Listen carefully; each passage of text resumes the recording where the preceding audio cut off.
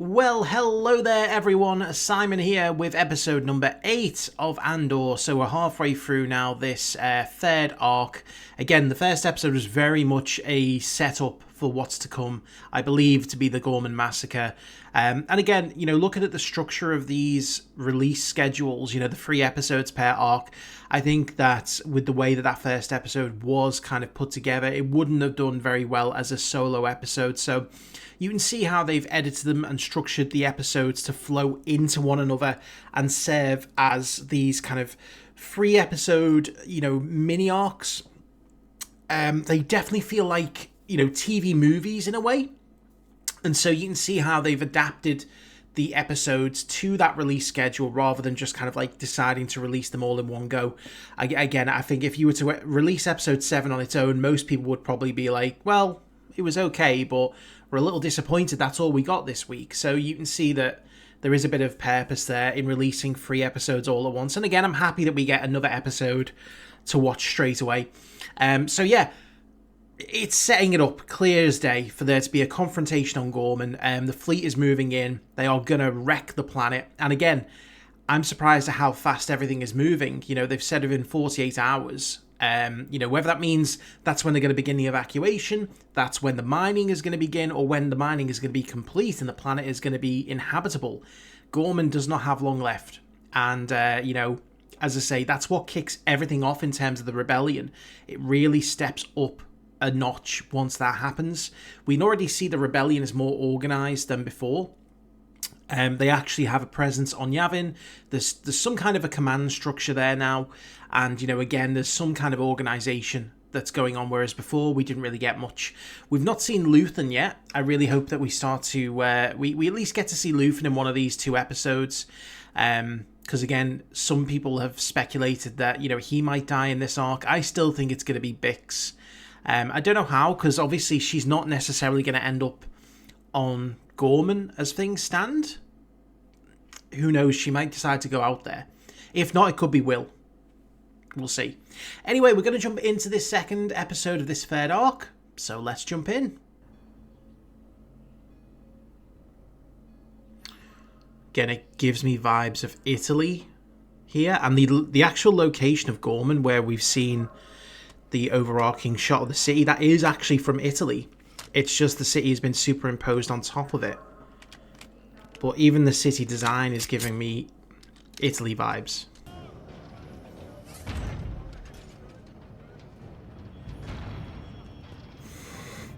They're preparing for something, aren't they? Protests, probably. What is all this? Once they get communication out. Oh, he slept with her. Huh. From where? They're saying we've landed mining rigs. You seem animated. Rumors spread quickly these I love the way she gets her posture in line to calm herself down. That's why I thought it urgent we speak. Our struggles with Gorman are well documented at this point. Yep, they put together a good story for the galaxy to buy, even if most don't. Resistance to imperial norms. Many people, even Gormans, have already been He says the exact Empire's thing. patience can be tested, and here we are this morning with That's rumors of a general strike. how the propaganda machine works. Can calm the situation down. And of course, right into Cyril's mother's living room. The numbers will be minimized.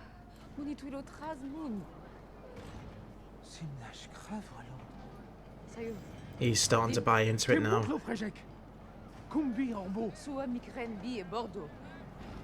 He can see it. Just too late. Too late. That I believe that it's worth saying. What kind of a being Oh. are you? This is the make or break moment for Cyril. What's in our ground? What Does he being sent to finally save wake us? up to the bigger game, or does he just go deeper into the Empire's propaganda? I hope things work out for you. Rebellions are built on hope. Rebellions are built on hope. There's that line.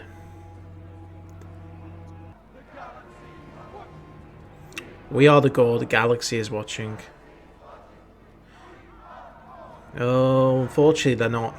Or if they are watching, it's not the way you think. I love the tension. I just love the slow build. You know. It's very tense. Strictly negotiate a peaceful demonstration. Local insurgents spread rumors through the night and have organized... He's seeing it all in live time. This is what it takes to break even the hardest of Imperial believers. Yeah, I think she's basically... Oh! Oh, is this K2SO? I know it's just a K2 droid, but... Oh, there's lots of them. Create a bottleneck. Force them into a panic. His plan is to massacre them. That's the worst thing, is that he's planning on it. Within the crowd. Was that not my order? They're green, sir. They're useless. I see That's Imperial what he's hoping for. Sergeant. I see a barricade laying He for wants all that I need. them You to... will march The them up inexperience, and secure the there's more likely to be an incident. days in an Imperial brick.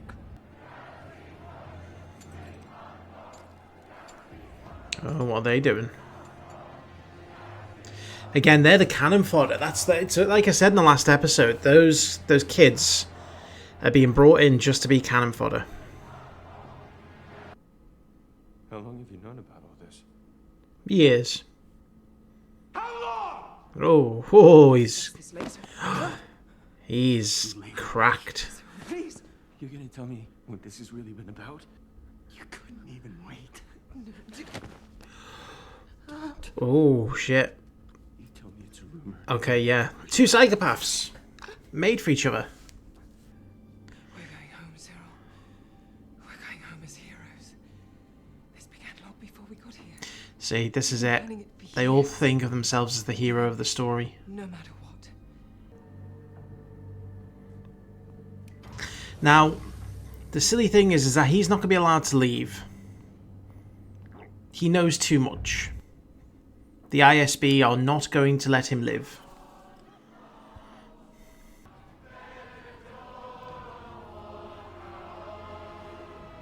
Well, thank goodness there appears to be no children that they brought along to the square. Not that it's going to matter once the planet's been caved in.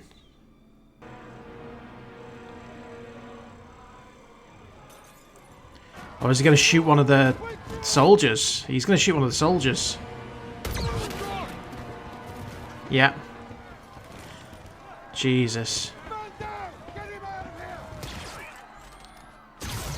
Fucking hell. And now they got weapons. That's just escalated it. That's exactly the wrong thing to do. Yeah. He's got one chance. Oh, I love that. It's like a double-barreled shotgun blaster.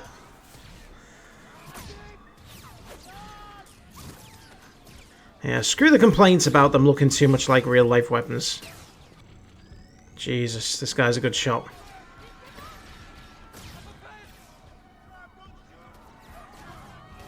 You know what'd be mad is if that was, what's his name? The character from The Mandalorian, who's the sharpshooter. Played by the comedian. Bill Burr. Jesus.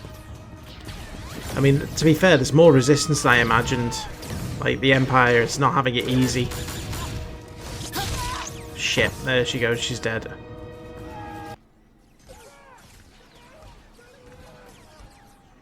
So the sergeant's dead. Oh yes, the security droids are about to enter the field of play. Oh, this has just gotten Terminator. Fucking hell. They don't even need weapons. How fucking scary is that? Holy shit. Yep. Just broke her spine.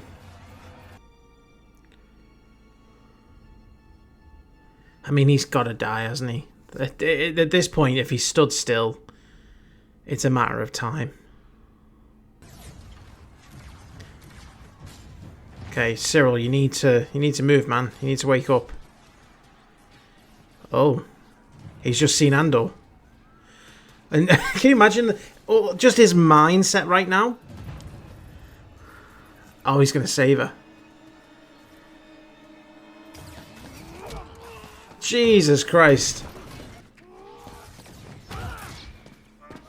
Ironically, you know, this might save his life because it got him out of the field of battle into shelter. But he might die here, you never know.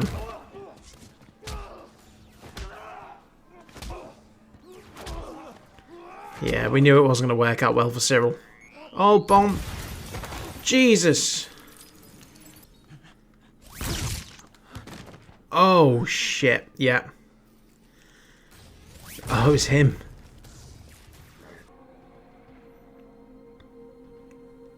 What is this going to do to Hare? Is it going to push Hare further down the line? Is she just going to crack? Oh no, here come the droids. Oh. Thank goodness. Who is that? Oh, okay. You did good, kid. Or... It shows you how, I mean... That armor is thick, isn't it? That's where I'm going. No, we're leaving.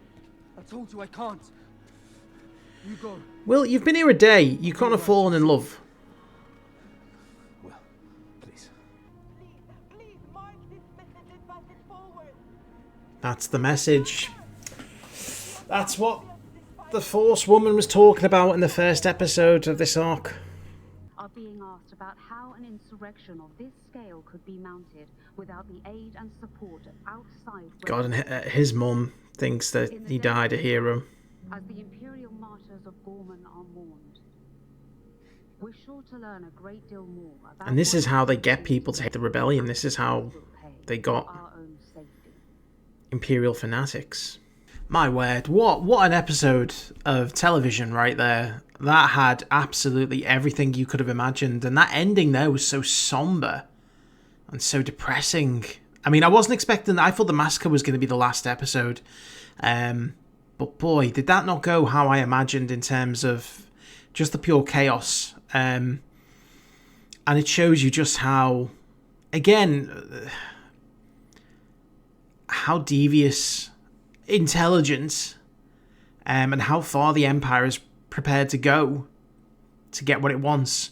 You know, the Empire in the movies never really came across as truly evil because you couldn't really portray that in...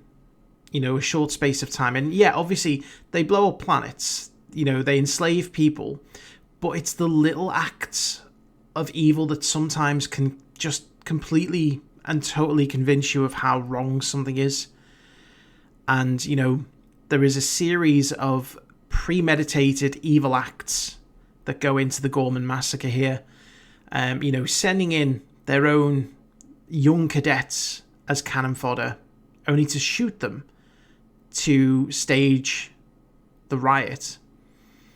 You know, putting their own troops in the line of danger, killing innocent civilians.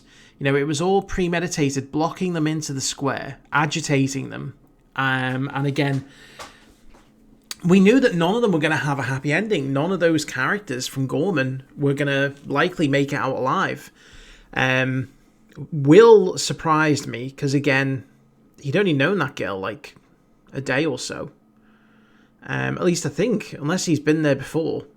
You know, there might be more to that than I'm realising, but he's always had a thing for the ladies, and that might just end up being his downfall. But boy, the story they told with Cyril and Dedra, you know, was epic. I'll admit, I thought that Cyril was going to go the other way. I thought that he was going to be even more endeared to the Empire, you know, given how he'd previously reacted. But I think even the most diehard of Empire fanboys would struggle in that environment to justify the actions and the slaughter. And, you know, he had that moment of clarity, you know, from the slow realization that Dedra had lied to him, to, you know, just standing and watching the massacre. But again, I think that even if he'd have survived that, it's likely the ISB would have taken him out, because he now knows what really happened and why they were really there. Like, those troops, they don't know the half of it. They are just there, you know, killing the civilians because of a supposed riot. There's only a very few number of people who know truly what's going on there. You know, Dedra is one of them, the captain is one of them, and then Cyril was one of them, because Cyril is not a member of the military or the ISB, and because he's obviously threatening to leave and expose things, the ISB would have killed him. They would have killed him. So he kind of put himself in the firing line from that point. But yeah, I mean, could you imagine just like in between all of that and he just sees Cassian?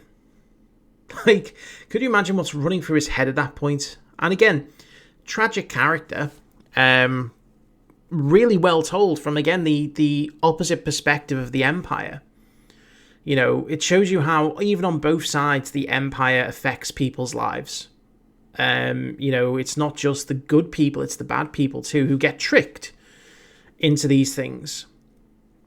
And again, don't get me wrong, Cyril's not an innocent character. He did a lot of things that were underhanded, and, you know, again, he was a full-on supporter of everything they were doing until it turned out that, you know, he'd been lied to. He didn't like that. But the deed is done, and again, Dedra, it's going to be very interesting to see how she reacts to all this, because, you know, she is the one who is likely to either snap in the way of mental breakdown or snap in the way of lose all emotion and go on full psychopath mode, go on full Empire mode.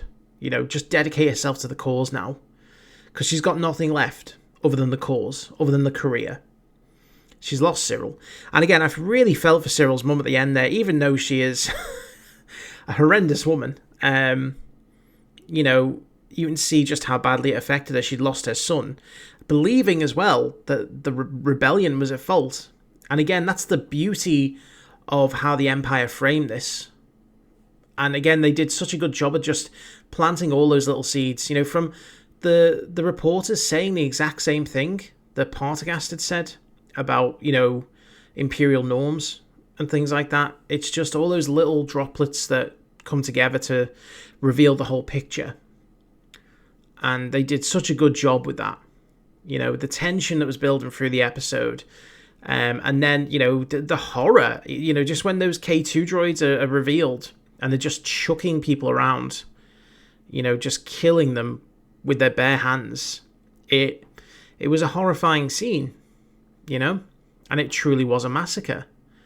And again, I like how they tied it into the fact that Cassian is the messenger, because it's unlikely those messages are going to get beyond the blockade, the communications blockade. It's only Cassian who's going to be able to take that testimony beyond Gorman. And I get the feeling that's what's going to happen next episode, is he's going to arrive back, deliver that testimony to Mon Mothma, and she is then going to use that to make her speech in front of the Imperial Senate. And that's where we go from that episode. But we can presume, I guess, then that Will is dead. Though you never know until you see a body. And yeah, you know, everyone is now traumatized even more. And Cassian, it just felt like he was letting go his emotion at the end of that episode as well. So beautiful, beautiful stuff. Really, really great episode of not just Star Wars, of television. You know, really great stuff. So anyway, thank you all for watching. I hope you enjoyed it, and I will see you for the next episode.